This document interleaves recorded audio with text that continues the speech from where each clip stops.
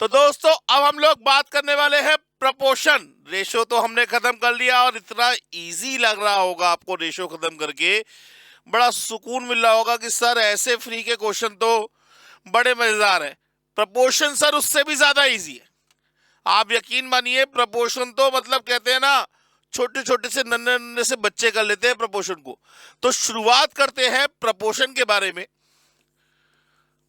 Proportion क्या होता है? प्रपोर्शन प्रपोर्शन का मतलब प्रो माने होता है दोस्तों इक्वल, और पोर्शन माने होता है पार्ट। माने the equality of two or more ratios are said to be in proportion. जब कभी भी किन्हीं दो क्वांटिटी का रेशो किन्हीं दो क्वांटिटी के रेशो के बराबर आएगा तो वो सारी क्वांटिटीज किस में कहलाएंगी? प्रपोर्शन में कहलाएंगी। आपने देखा होगा जब घर में कोई चीज तैयार होता है, कोई चीज बनाते हैं, तो एक पर्टिकुलर प्रपोर्शन में, जैसे हम आटे में नमक डालते हैं, दूध में चीनी डालते हैं, तो एक प्रपोर्शन में डाला जाता है। माने एक गिलास दूध में एक कप चीनी, वो एक चम्मच चीनी, एक कप चीनी में तो डायबिटीज हो जाएगी। एक गिलास दूध में एक चम्मच चीनी, ठीक है ना। एक कप चाय में आधे चम्मच चीनी। तो इस तरीके से ये प्रपोर्शन है कि इतना दूध लेंगे तो इतनी चीनी पड़ेगी, इतनी क्वांटिटी लेंगे तो इतनी चीनी पड़ेगी। That is known to be the proportion. तो यहां पे हम बात कर रहे हैं प्रपोर्शन का इक्वालिटी के रिस्पेक्ट में। The equality of two or more ratios are said to be in proportion. जब कभी भी किन्हीं दो क्वांटिटी का रेशो किन्हीं दो क्वांटिटी के रेशो के बराबर होगा तो ऐसी क्वांटिटीज को हम क्या बोलेंगे? They are said to be in proportion. मतलब अगर मैं कहूं if A B C D are in proportion, मैं आपसे कह रहा हूं कि ये क्वांटिटी प्रपोर्शन में, इसका मतलब क्या हुआ? इसका मतलब हुआ sir A upon B is equal to C upon D. बस कहानी खत्म। तो ये किसमें कहलाएंगे? A upon B is equal to C upon D. माने इनका रेशो क्या होना चाहिए? इक्वल होना चाहिए। इसका मतलब ये हुआ यहां जो ए है, ये जो बेटा ए है, ये कहलाएगा इसका फर्स्ट प्रपोर्शन, ये कहलाएगा इसका सेकंड प्रपोर्शन, ये कहलाएगा इसका थर्ड प्रपोर्शन, और ये कहलाएगा इसका फोर्थ प्रपोर्शन। ए कहलाएगा फर्स्ट प्रपोर्शन, बी कहलाएगा सेकंड प्रपोर्शन, सी कहलाएगा थर्ड प्रपोर्शन, और डी कहलाएगा फोर्थ प्रपोर्शन। बस खत्म हो गया, कुछ नहीं बचा। हाँ जी सर, बिल्कुल खत्म हो चुका है, टेंशन फ्री। अब अगर मैं आपसे कहूं, मैंने ऐसे ही आपसे क्वेश्चन कहा, मैंने if 2 3 x 5 are in proportion, मैं ये कह रहा हूं कि ये प्रपोर्शन में है, इसका मतलब क्या होगा? 2/3 is equal to x upon 5। इसका मतलब क्या होगा? 2/3 is equal to x upon 5। Cross multiply करेंगे तो x की वैल्यू कितनी आ गई? 10/3। कहानी खत्म। x की वैल्यू कितनी होगी? 10/3। समझ में आ गया दोस्तों? क्लियर हो गई बात? चलिए, अच्छा इसी तरीके से अगर मैं आपसे पूछूं, क्वेश्चन में पूछूं, क्वेश्चन की फॉर्म में, मैंने कहा find second proportion of 2 5 and 8। मैंने आपसे कहा सेकेंड प्रपोर्शन बताइए इसका, 2 5 8 का। अब सर अब क्या सुन रहा है तू? रो रहा हूं मैं। सुन रहा है तू? रो रहा हूं मैं। गरीबों का सहारा एक्स हमारा। Let the second proportion be x. तो हम क्या मान लेंगे? सेकेंड प्रपोर्शन एक्स मान लेते हैं। अब हमने कौन से प्रपोर्शन को एक्स माना है सर? सेकेंड को। तो हम यहां पे सेकेंड नंबर पे एक्स रख देंगे। तो हम यहां पे सेकेंड नंबर पे एक्स रख देंगे। माने क्या हो जाएगा? 2/x बराबर 5/8। अगर ये थर्ड प्रपोर्शन पूछता तो हम थर्ड नंबर पे एक्स रख देते। अगर ये फोर्थ प्रपोर्शन पूछता तो हम फोर्थ नंबर पे एक्स रख देते। अगर ये फर्स्ट प्रपोर्शन पूछता तो हम फर्स्ट नंबर पे एक्स रख देते। माने एक्स की वैल्यू कितनी हो जाएगी? जरा क्रॉस मल्टीप्लाई कर लीजिए तो 8 2 जा 16/5। बात समझ में आ गई सर? क्लियर हो गई बात? अगर ये फर्स्ट प्रोपोर्शन पूछेगा तो फर्स्ट नंबर पे एक्स रख लेंगे, थर्ड प्रोपोर्शन पूछेगा तो थर्ड नंबर पे एक्स रख लेंगे, फोर्थ प्रोपोर्शन पूछेगा तो फोर्थ नंबर पे एक्स रख लेंगे। बात समझ में आ गई दोस्तों? चलिए इसका एक क्वेश्चन और देखते हैं। मान लीजिए क्वेश्चन में इसने कहा find third proportion of 3 and a 1 by 2, 4 and a 1 by 3 and 5 and a 1 by 4। आपसे इसका थर्ड प्रपोर्शन पूछा गया। अब गरीबों सारा एक्स हमारा, let the third proportion be x, तो भैया थर्ड नंबर पे एक्स रख लिया यहाँ पे। अब 3 and a 1 by 2, उसको जरा डायरेक्टली आप मुझे ये मिक्स नंबर है ऐसे फ्रैक्शन में बताएंगे तो कितना हो जाएगा 7 by 2। इसका फ्रैक्शन कितना हो जाएगा भाई 3 4 जा 12 और 1 13 by 3। ये x और ये कितना हो जाएगा 21 by 4। अब ये प्रोपोर्शन में होंगे भाई, ये तो प्रोपोर्शन में होंगे ही होंगे, हाँ या ना? तो दिस रेशो दिस माने 7 by 2 रेशो का मतलब मल्टीप्लाई लगा के इसे पलट दूं। मैं मेहनत करूं क्यों मेहनत करें जबरदस्ती, बेफालतू में, ना लेना एक ना देना दो, जबरदस्ती मेहनत करनी है भाई। 7 by 2 रेशो 13 by 3 होता, रेशो का मतलब डिवाइड, तो मल्टीप्लाई में चेंज करेंगे तो ये वाली क्वांटिटी क्या होगी, पलट जाएगी, क्या हो जाएगा 3 by 13 is equals to x ratio 21 by 4, तो इंटू लगा के फिर दोबारा क्या लिख ले 4 by 21। अब x की वैल्यू कितनी हो जाएगी, इसको देखिए, इस पूरी क्वांटिटी को उठा के मैं इधर ले जाऊं ज्यादा बढ़िया भाई, x की वैल्यू तो निकालनी है मुझे। तो जब ये इक्वल के अदर साइड में जाएगी तो क्या होगी, पलट जाएगी। तो इसे काट के हाथों हाथ यहाँ पे 21 by 4 लिख दे, इसे काट के हाथों हाथ यहाँ क्या लिख दिया 21 by 4। अब जो कट रहा है वो काट देंगे। सर कुछ कट रहा है, सर कुछ नहीं कट रहा, तो जो नहीं कट रहा है ऐसे कैसे लिख दीजिए 7 3 जा 21 इंटू 21 441, 4 2 जा 8 इंटू 13 104। ये आंसर आ गया सर, बात खत्म हो गई। बात समझ में आ गई सर, क्लियर हो गई बात। आप इसे चाहे तो मिक्स नंबर में भी शो कर सकते हैं, मर्जी आपकी है। क्लियर हो गई बात, करने का तरीका समझ में आ रहा है। चलिए एक क्वेश्चन और देखते हैं। क्वेश्चन कह रहा है फाइंड फर्स्ट प्रपोर्शन ऑफ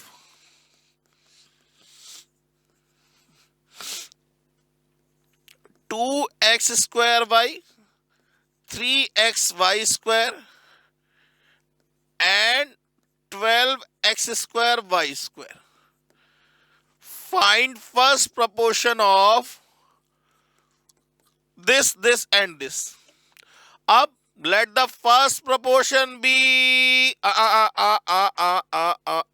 रुक जाइए, फर्स्ट प्रोपोर्शन x नहीं मान सकते क्योंकि x और y तो दे रखा है। x और y को छोड़ के कुछ भी मान लीजिए, x और y को छोड़ के कुछ भी मान लीजिए, हमने मान लिया a, तो let the first proportion be a, तो a को हम फर्स्ट नंबर पे रख लेंगे। तो a upon 2x square y is equals to 3xy square upon 12x square y square. अब a की वैल्यू निकालनी है, काटा पीटी, इसको काट के यहां मल्टीप्लाई में लिख दे हाथों हाथ 2x square by x square से x स्क्वायर, y स्क्वायर से y स्क्वायर, 2 6 जा 3 1 जा 3 2 जा, तो a की वैल्यू आ गई x अपॉन 2। खत्म आंसर। करने का तरीका समझ में आ रहा है सर, बहुत इजी है सर, सिंपल से क्वेश्चन है।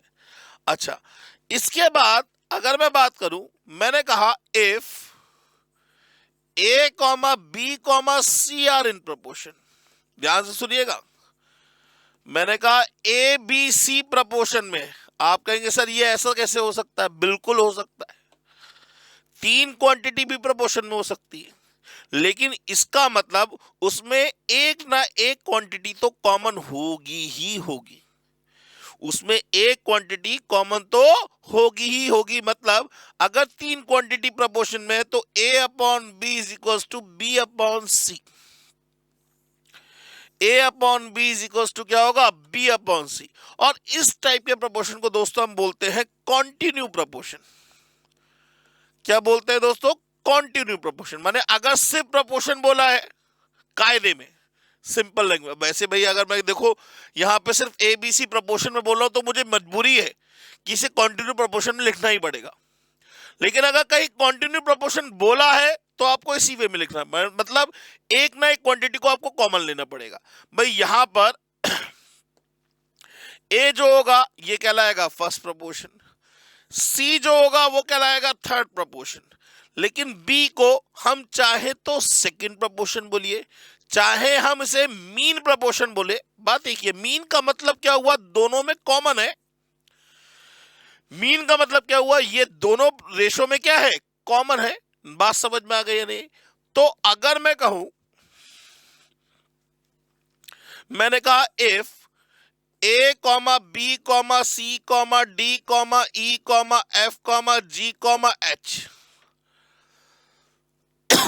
आर इन प्रपोर्शन, मैं कह रहा हूं ये प्रपोर्शन में है, इसका मतलब क्या होगा, इसका मतलब होगा A upon B is equal to C upon D is equal to D E upon F is equal to ji upon H.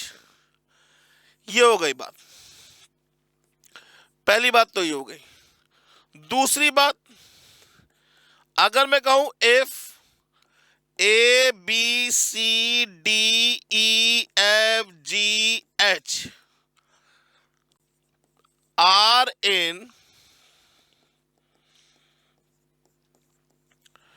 Continue proportion, ये मैं बोल रहा हूं कि ये कॉन्टिन्यू प्रपोर्शन में है, इसका मतलब क्या होगा, a upon B is equal to b upon C is equal to C upon D is equal to D upon e is equal to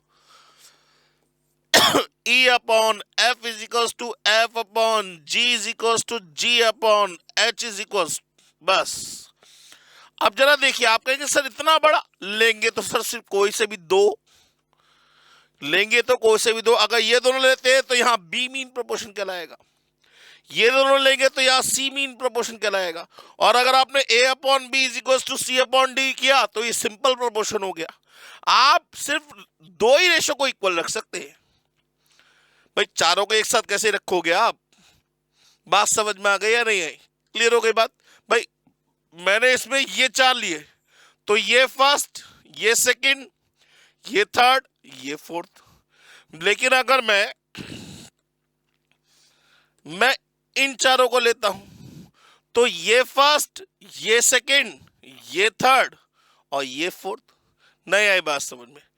अगर मैं इन दोनों को लेता हूं तो ये फर्स्ट, देखिए चार है, यहां पे डी कॉमन आ रहा है, मतलब ये थर्ड, ये फर्स्ट, ये थर्ड, और यहां पे डी क्या कहलाएगा, मीन प्रपोर्शन कहलाएगा। मतलब जब कभी भी कोई एलिमेंट कॉमन दिखाई देगा प्रपोर्शन में तो आप उसे क्या बोलेंगे, मीन प्रपोर्शन बोलेंगे। बात समझ में आ गई दोस्तों? आइए क्वेश्चन देखते हैं इसके। क्वेश्चन कह रहा है find third proportion of 2 and 5। अब आप मुझे जवाब दीजिएगा, मैं आपसे इसका थर्ड प्रपोर्शन पूछ रहा हूं, तो let the third proportion be x, तो थर्ड नंबर पे एक्स रख लेंगे।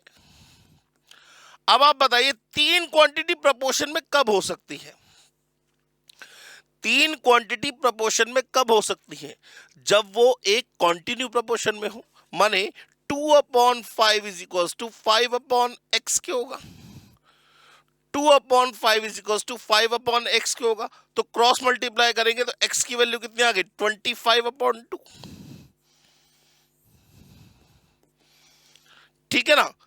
अगर ये कहता find the third proportion of 2, 5 and 7, 2, 5 and 7, तो चौथी क्वांटिटी आप थर्ड प्रोपोर्शन कौन सा मानते? एक्स मानते, मतलब कुल मिला के कितनी क्वांटिटी हो जाती? 4। तो आप सिंपल प्रोपोर्शन में रखते। तीन क्वांटिटीज को अगर आपको प्रोपोर्शन में रखना है तो आपकी मजबूरी, आप उसे क्वांटिटी प्रोपोर्शन में रखेंगे ही रखेंगे, माने एक ना एक क्वांटिटी तो कॉमन आएगी ही आएगी। बात समझ में आ गई या नहीं आई भाई? अगर मैं आपसे कहूं, मैंने क्वेश्चन कहा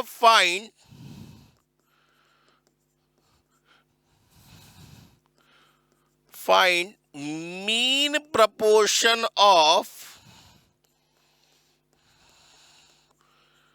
find mean proportion of 18x cube y and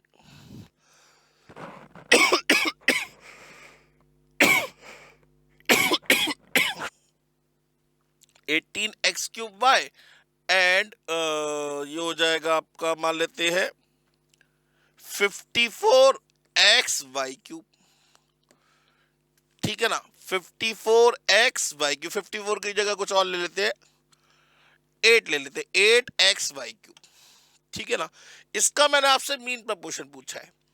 अब मुझे फिर बताइए क्या मानेंगे? Let the mean proportion be, अब x नहीं मान सकते, x और y को छोड़ के कुछ भी मान लीजिए।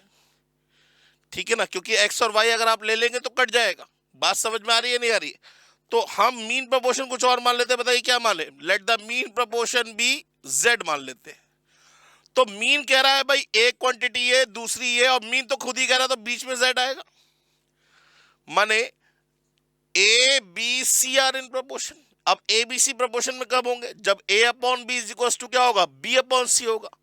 माने यहां पे हो जाएगा 18x cube y upon z is equal to z upon 8x y cube. कोई सा रट्टा मानना ही नहीं है, कोई फॉर्मूला रटने की जरूरत नहीं, आप फॉर्मूले खुद बना रहे हो sir. You are the mathematician, मैं आपको मैथमेटिशियन बना के छोड़ूंगा। क्रॉस मल्टीप्लाई करिए, z स्क्वायर बराबर क्या हो जाएगा? 18 into 8 144,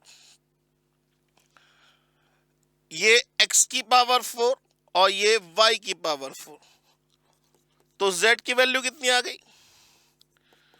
under root of 144 x की पावर 4 y की पावर 4, 144 का अंडर रूट 12, x की पावर 4 का under root x square, y की पावर 4 का अंडर रूट y स्क्वायर। तो आंसर क्या आ गया? 12x square y square. कहानी खत्म हो गई। बात समझ में आ गई दोस्तों? करने का तरीका समझ में आया?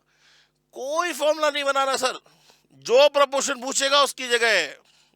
गरीबों को सहारा या तो x हमारा या कोई और भगवान हमारा।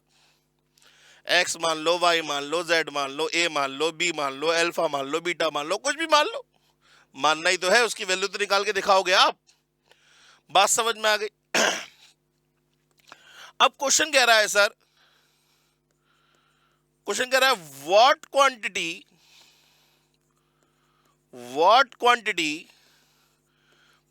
Must be added to each 14, 27, 35 and 52 so that, कुछ भी लिख लो, कोई भी नंबर लिख लो, so that the resulting number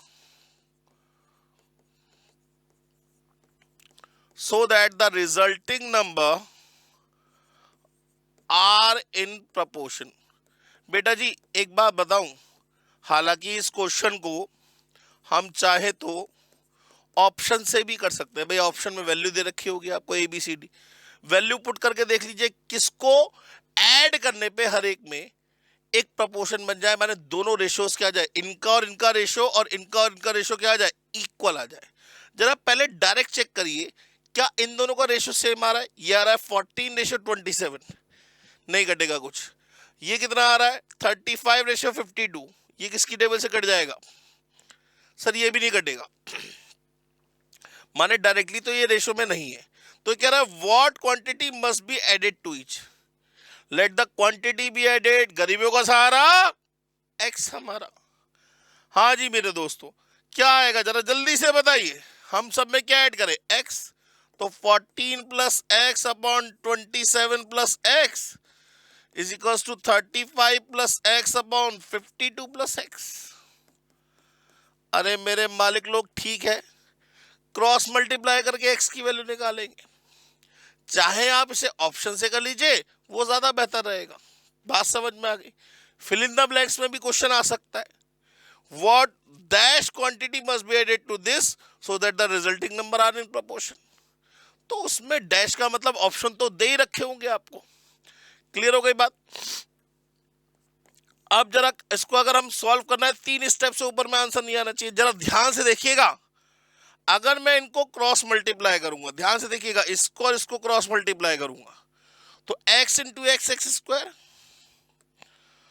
और जब इन दोनों को क्रॉस मल्टीप्लाई करूंगा तो क्या होगा, x into x x square, माने एक्स स्क्वायर तो कैंसिल आउट हो जाएंगे। थोड़ा सा दिमाग लगाने वाली बात है। अब फाइनली रिजल्ट क्या आएगा, एक तो आएगा देखिए 14x और एक आएगा 52x। 14x और 52x ये हो जाएगा 66x, और प्लस 14 इंटू 52 तो ये हो जाएगा 728। बात समझ में आ गई sir. That is equals to 27x ये आएगा, 35x ये आएगा। भाई एक एक करके आप चाहे मल्टीप्लाई कर लीजिए, मैं तो थोड़ा सा आपसे कहूंगा आप कोशिश करिए डायरेक्ट मल्टीप्लाई करने की। भाई एक्स स्क्वायर तो कैंसिल हो चुका है, तो 27 इंटू एक्स और x इंटू 35 मैंने 35x, 27x और 35x that is equals to 52x, नहीं 62x, और 27 इंटू 35 27 दिया 81 810 ये हो गया, और 27 पंजे कितना होगा 135, 945, 945। अब इसको उठा के इधर ले जाइए, इसको उठा के इधर ले जाइए, तो x की वैल्यू कितनी आ जाएगी भाई, 4x बचेगा, अपॉन में 4 लिख दिया, और 945 माइनस 728 करेंगे कितना आएगा, कर लीजिए कैलकुलेटर पे।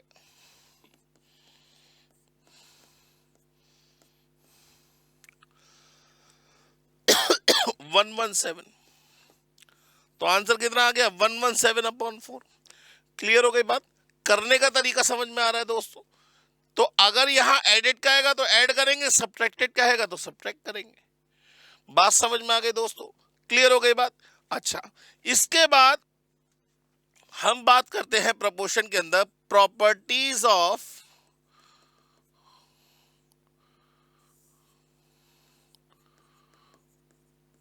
प्रपोर्शन की,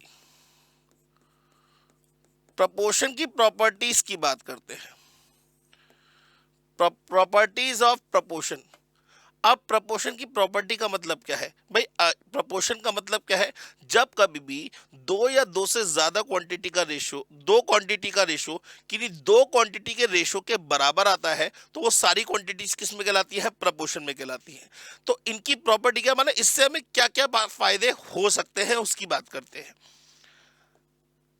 ये कहता है कि भाई पहले तो ये बताइए, if A B C D are इन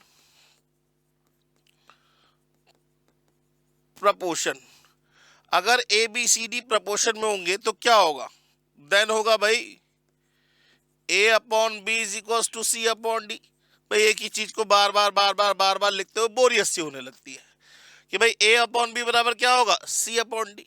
बात समझ में आ गई मेरे छोटे आर्यभट्ट लोगों, मेरे आर्यभट्ट, मेरे को ये बात समझाओ, ये चीज समझ में आ गई। चलिए अब पहला बाई इन्वर्टेंडो, अभी हमें गुस्सा दिला रहा है क्या, इन्वर्टेंडो का मतलब इनवर्स भी इसका प्रोपोर्शन में होना चाहिए, बिल्कुल होना चाहिए। भाई अगर मैं बात करूं प्रैक्टिकली समझिएगा, 2:3 इज इक्वल टू 4:6 है, बात सही है। तो इसका इनवर्स क्या होगा, 3/2 तो इधर वाले का भी तो इन्वर्स करेंगे, इज इक्वल टू क्या होना चाहिए 6/4। बिल्कुल सही बात होगी। तो भाई क्यों बेवकूफ बना रहे हो, क्यों बेवकूफ बना रहे हो भाई। ये भी तो यही कहेगा, क्या कहेगा कि भाई इन्वर्टेंडो का मतलब क्या हुआ, अगर a upon B is equal to C upon D है तो b upon A is equal to D upon C भी तो होगा। बिल्कुल होगा सरकार, बिल्कुल होगा, कोई डाउट वाली बात ही नहीं है। दूसरा, बाई ऑल्टरनेंडो। ऑल्टर माने क्या होता है सरकार, ऑल्टर माने होता है चेंज कर देना। मेरे बच्चों ऑल्टर का मतलब क्या होता है, चेंज कर देना। भाई अगर मैं कहूं क्या मैं इसको इससे स्वैप करा सकता हूं, क्या मैं इसको इससे स्वैप करा सकता हूं, हाँ या ना।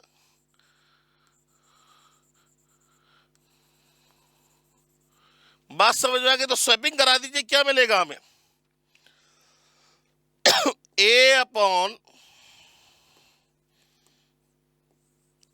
Upon C is equal to क्या होगा बी अपॉन डी के। A upon C is equal to क्या होगा बी अपॉन डी के। बिल्कुल सेम वे में ये दोनों भी तो इंटरचेंज हो सकते हैं, तो क्या हो जाएगा, और D upon B is equal to क्या होगा सी अपॉन ए के। मतलब देखा जाए ये इसका क्या है, इन्वर्टेंडो है, ये इसका क्या है इन्वर्टेंडो, उल्टा ही तो है इसका। बात समझ में आ गई दोस्तों, करने का तरीका समझ में आ रहा। तो पहली प्रॉपर्टी क्या हुई, इन्वर्टेंडो, मतलब अगर कोई चार क्वांटिटी प्रपोर्शन में है तो उनका इन्वर्स भी प्रपोर्शन में होगा। दूसरी प्रॉपर्टी हुई ऑल्टरनेंडो, माने आप चाहे तो किसी प्रपोर्शन को आपस में इंटरचेंज भी करा सकते हैं, लेकिन रेस्पेक्टिव को कराइएगा, आगे पीछे ऐसा नहीं कि कहीं भी किसी को भी आप ऑल्टर करा दे। बात समझ में आ गई। नेक्स्ट प्रॉपर्टी थर्ड, यहां लिख लेते हैं पहले, if A B C D are in proportion. अगर A B C D proportion में है, पहला तो हो चुका है बाई इन्वर्टेंडो, दूसरा कौन सा था बाई ऑल्टरनेंडो, तीसरे की बात कर रहे थे। Third by componendo.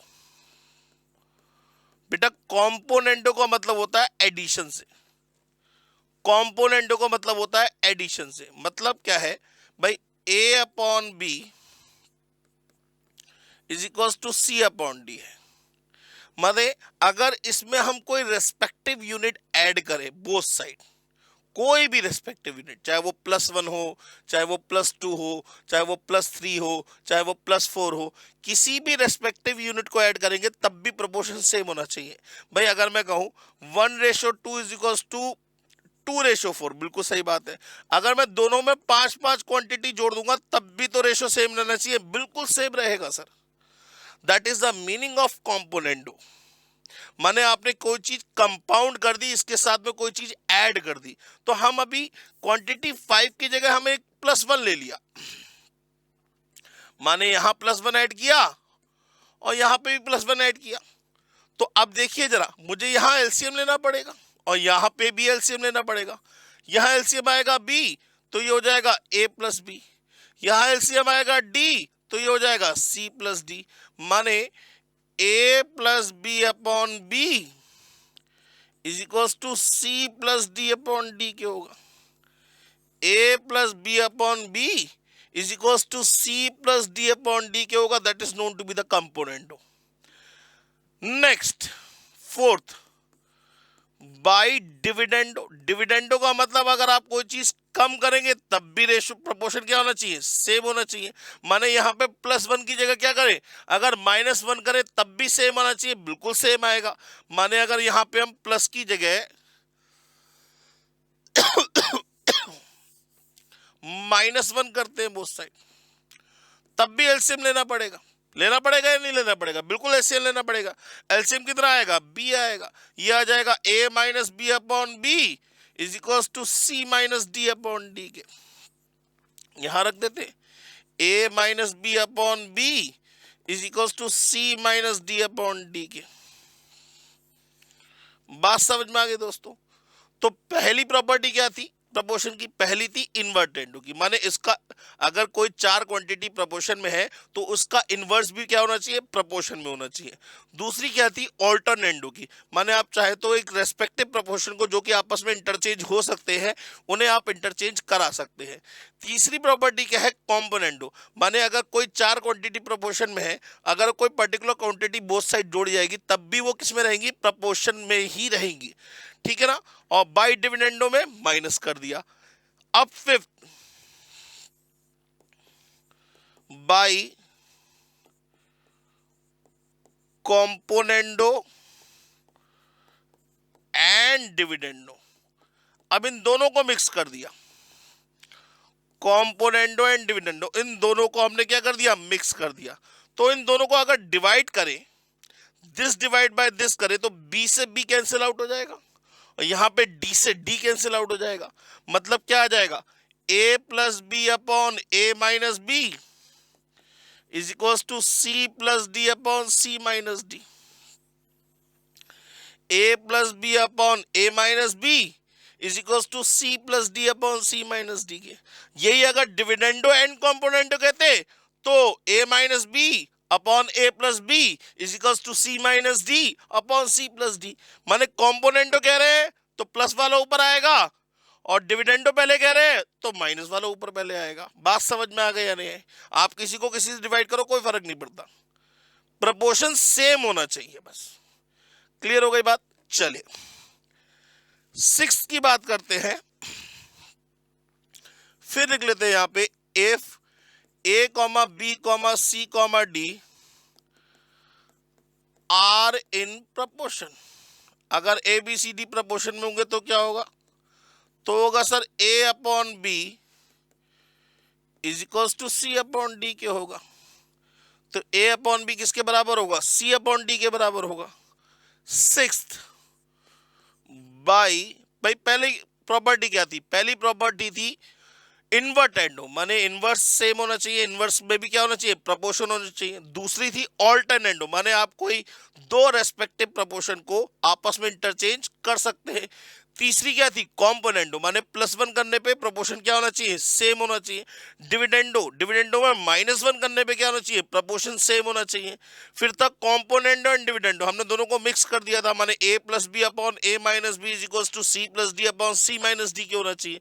फिर इसके बाद हम बात करें बाई एडेंडो। एडेंडो, एडेंडो का मतलब हम क्या करेंगे?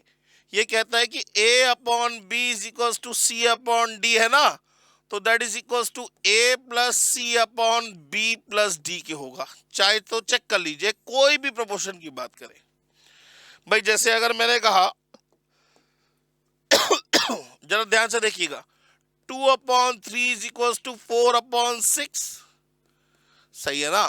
2 upon 3 is equal to 4 upon 6। अब 2 प्लस 4 कितना हुआ? 6 और 3 प्लस 6 कितना हुआ? 9। जरा चेक करिए 6 अपॉन 9 का भी रेशो क्या आएगा? 2:3 आएगा। ये भी आइडेंटिटी कह रहा है, बस प्रॉपर्टी पता होनी चाहिए आपको।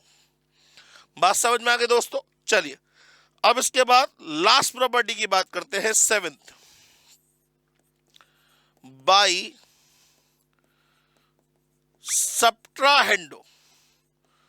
सब्ट्रा में क्या होगा? प्लस की जगह क्या होगा? माइनस होगा, माने a upon B is equal to C upon D is equal to a minus c upon b minus d. ये प्रॉपर्टी कहलाती है सब्ट्राहेंडो। बात समझ में आ गई दोस्तों? और यहां पे आपका प्रपोर्शन का टॉपिक खत्म, क्योंकि प्रपोर्शन के मैक्सिमम क्वेश्चन मैंने आपको रेशो में कवर करा दिए थे, ठीक है ना। तो यहाँ पे आपका रेशो भी खत्म हो चुका है, प्रपोर्शन भी खत्म हो चुका है सीएमए का।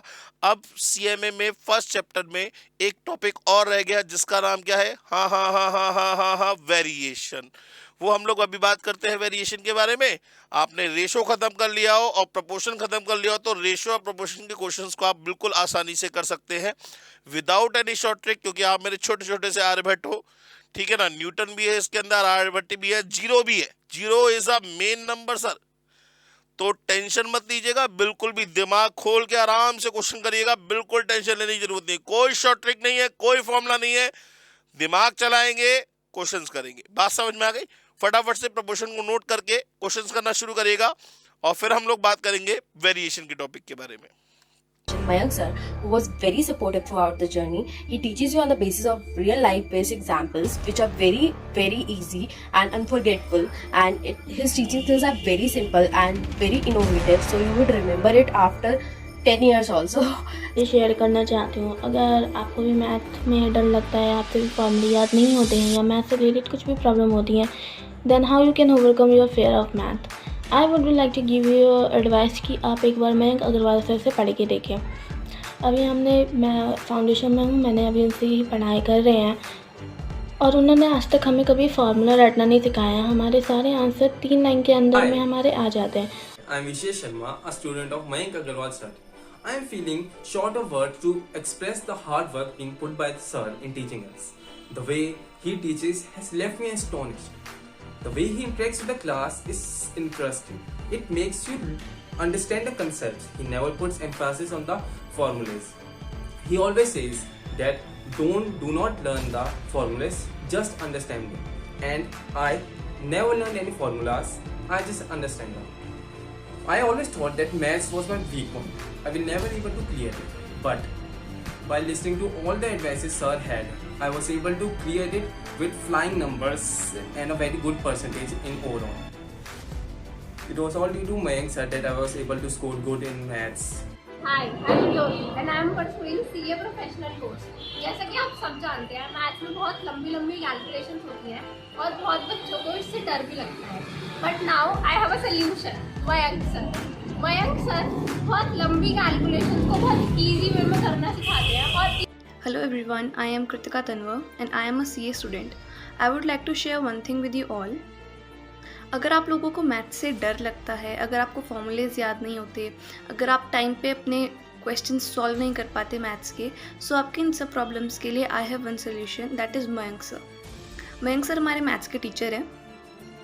वो हमको मैथ्स इस तरह से पढ़ाते हैं कि हमको आज तक कोई भी फॉर्मूला रटने की ज़रूरत नहीं पड़ी, हमको आज तक कोई भी कॉन्सेप्ट रट्टा मारने की ज़रूरत नहीं पड़ी, कोई भी कॉन्सेप्ट लर्न करने की ज़रूरत नहीं पड़ी।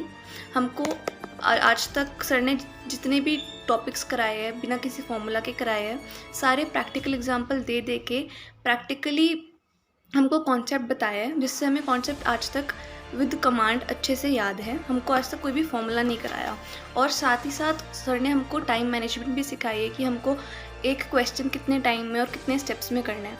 हमारा कोई भी आंसर 3 स्टेप के अंदर आराम से आ जाता है। सो हमको जैसे हमारा जो CA फाउंडेशन का एग्ज़ाम है वो MCQ बेस्ड है, तो उसमें हमको ये मेथड काफ़ी हेल्प करता है, टाइम पे हमारा पेपर हो पाता है। आज तक हमको कोई भी कैलकुलेटर ट्रिक याद करने की ज़रूरत नहीं पड़ी है, सर ने इस तरह से हमको आज तक पढ़ाया है। This is very tough, maths के क्वेश्चन सॉल्व नहीं हो रहे, हमसे फॉर्मूलाज याद नहीं हो रहे, टीचर्स बोलते हैं कि फॉर्मूला याद कर लो। सो आज मैं आपके लिए एक सॉल्यूशन लेके आई हूँ, मयंक अग्रवाल सर। जो मयंक अग्रवाल सर मुझे बेस्ट लगते हैं। हमारा MCQ बेस्ड एग्ज़ाम होता है और हम सब जानते हैं कि MCQ बेस्ड ज़्यादा ट्रिकी आता है कंपैरिजन टू हमारे जो डिस्क्रिप्टिव क्वेश्चंस होते हैं उससे। तो जो हमारे अभी तक मेरे जो आंसर्स 3 लाइन से ज़्यादा में आंसर्स नहीं आए हैं। सर हमारी ऐसी प्रैक्टिस करवाते हैं कि हमारे जितने भी आंसर्स होते हैं वो मैक्सिमम 3 लाइन्स के अंदर आ जाते हैं। That is M for maths and M for Mayank Agarwal. Thank you. बहुत फायदा हुआ है and we are confident about our result. Now it's your turn to shine. अब आप भी मयंक सर के पास आए और अपने CA कोर्स को फर्स्ट टाइम में क्रैक करें। हमारे साथ चलते हैं तो मैं आपको रेकमेंड करूँगी मयंक अग्रवाल